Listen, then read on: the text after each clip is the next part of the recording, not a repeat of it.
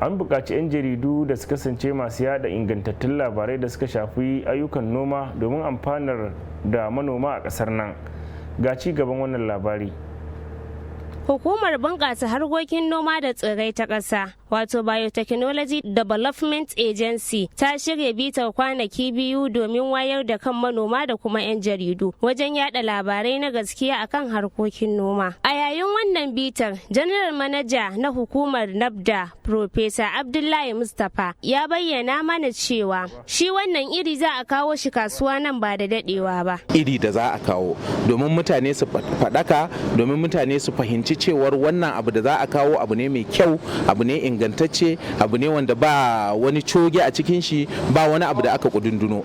Wannan abu idan an gama shi mutane sun sami ilimi, to duk abin da za ka yi shi da ilimi zai zama abu ne wanda ba za ka shiga cikin duhu ba zai baka matsala ba. Shi ma a nasa bangaren Dr. Junaidi Yakubu, manajan darakta na ma'aikatar noma da raya karkara ta jihar Kano, NADA, ya bayyana mana cewa sabon irin da aka fito da shi yana da matukar mahimmanci ga manoma. Domin shi wannan sabon iri ne wanda yake yana da matukar mahimmanci kwarai da gaske, zai kara wa manoma yawan abin da suke samu fiye da wanda suke amfani da shi a baya.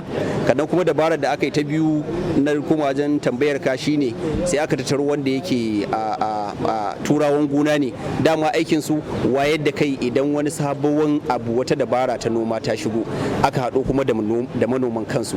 To gaskiya wannan shiri da aka yi zai taimaka kwarai da gaske musamman ga manomanmu na jihar Kano wajen su rike wannan sababbin dabaru da aka koya musu na harkar wannan noma. Wasu daga cikin 'yan jaridu da suka halarci taron sun koyi abubuwa da dama kan wannan bita ta biotechnology. Ana Abdullahi Isa, kuma ni dan jarida ne a gidan Radio Freedom. To a matsayin ka dan jarida, wani dabaru ka koya domin wayewa da manoma kai domin su fahimci wannan bita da aka yi? To gaskiya wannan bita ce da aka shirya musamman domin mu manoma ko kuma mu 'yan jarida da su kansu manoma da ma wato turawan da ake cewa turawan gona waɗanda suke zuwa cikin gonaki suke hulɗa da manoma kenan da ake cewa extension workers. Gaskiya na karu sosai saboda abubuwa da dama da ban sani ba game da fasaha na biotechnology, saboda akwai yawanci tsoro da jama'a suke ji, wasu ma suna tunanin cewa idan mutum ya ci nau'in abinci da aka sarrafa shi ta hanyoyin kimiyya akwai cututtuka da ake tunanin zai iya shafar mutum. To halattan wajen wannan taro da na gane cewa duk wannan zance ne kawai, ba gaskiya bane. Ana Rabiu Aboki Anas. Yanka na dan jarida ba komai ka sani ba, dole kana bukatar wayar da kai akan wasu abubuwa. Ana kiran mu kaman mutanen da al'umma suka dogara a kanmu domin mu wayar musu da kai. To har kullum mu ma muna bukatar wayar da kan kamun mu sanar da mutane me ke faruwa a cikin al'umma. Wannan bita ya koya mana cewa yadda za mu san sababbin dabarun noma da iri na noma da aka fitar da su, ta wani hanya za mu sanar da manoma cewa bai da illa. Mun koyi wannan dabarun, mun san sunayensu, kuma ya danganta gare mu sanar da manoma ga abubuwan da suke a ka'ida, ko mu bi su har wurin da suke noman, mu nuna musu illa da kuma amfanin wayannan abubuwa. Su ma a nasu bangaren manoma da malaman gona sun bayyana mana kaɗan daga cikin irin bayanan da suka amfana da shi a yayin wannan bitar, ta yadda za su yi amfani da su wajen kula da harkokin nomansu. Ba tare da ɓata lokaci ba, mun tabbatar insha Allah daga bayanan da muka samu ko ƙarin ilimin da aka samu, za mu yi amfani da shi wajen sake gaya manoma yadda za su inganta kula da harkokin gonarsu da kuma kula da abin da ya shafi tsaftar gona da kuma inganta al'amuran noman ma gabaki ɗayansa.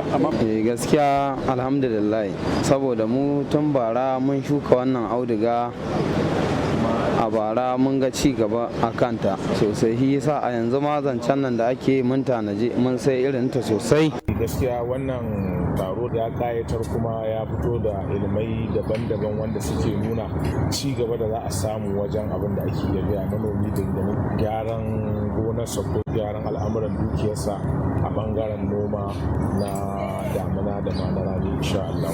Kuma ba tare da bata lokaci ba, mun tabbatar insha Allah daga bayanan da muka samu ko ƙarin ilimin da aka samu, za mu yi amfani da shi wajen sake gaya manoma yadda za su inganta kula da harkokin gonarsu da kuma kula da abin da ya shafi tsaftar gona da kuma inganta al'amuran noman ma gaba. gaskiya alhamdulillah, saboda mu tun bara mun shuka wannan auduga, a bara mun ga ci gaba a kanta sosai, yasa a yanzu ma zancen nan da ake mun tanaji mun sai irin ta sosai sakamakon mun ga ci gaba a kan ta. Ƙarshen rahoton kenan tare da ni Zainab Sadi Musa a labaran Rahama. To daga nan Kano sai kuma jihar Yobe tare da Ado ya Gashuwa. Shugaban masu sana'o'in hannun na jihar Yobe, Malam Lawan Ali, ya ce babu shakka sun iya sana'o'i daban-daban, sai dai suna buƙatar mahukunta gwamnati ta tallafa musu da abubuwan yi, ma'ana jari da kayan aiki domin su ƙara faɗaɗa sana'o'in nasu. Abin da nake kira mu masu sana'an hannu ne, kuma a cikin masu sana'an hannu mu ne masu karamin karfi, bayan mu ne masu karamin karfi mu ne muke taimakawa masu zaman banza. Ya kamata a ba mu gurin sana'a, a bude mana gurin sana'a, akwai masu karamin karfi wanda za su yi sana'a. Bayan haka akwai wanda cikin sana'a nan sun sufa karfin su ya riga ya kare, bayan da zamu yi mu taimaka musu in ba gwamnati din ba. Mu abinda muna kiran gwamnati ya dan taimaka mana iri na masu gayyajun karfi nan da wanda suke nan cikin leburancin da suke irin. A gefe guda, Oga Alhaji Saminu Foman, wani magini da ya kware ya goge a jihar Yobe, ya ce babu shakka ya kamata sauran matasa da sauran al'umma su tayi tsaye wurin rungumar sana'a, kana waɗanda suke da abin hannunsu su dinga tallafawa yara masu tasowa, musamman waɗanda suka iya sana'o'i babu jari a hannunsu. To